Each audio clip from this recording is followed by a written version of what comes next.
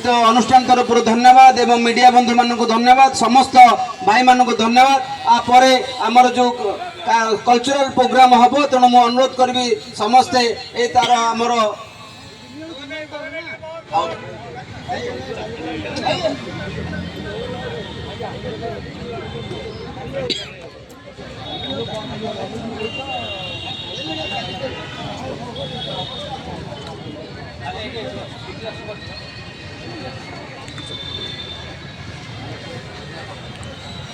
Hello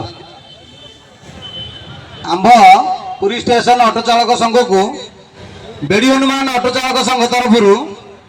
5521 टंका आमर पूजा donation जय जगन्नाथ एवं नीलकंठेश्वर ऑटो चालक संघ तरफ 21,000 टंका आम संघ को आमर गजलक्ष्मी पूजा प्रदान कर जय जगन्नाथ।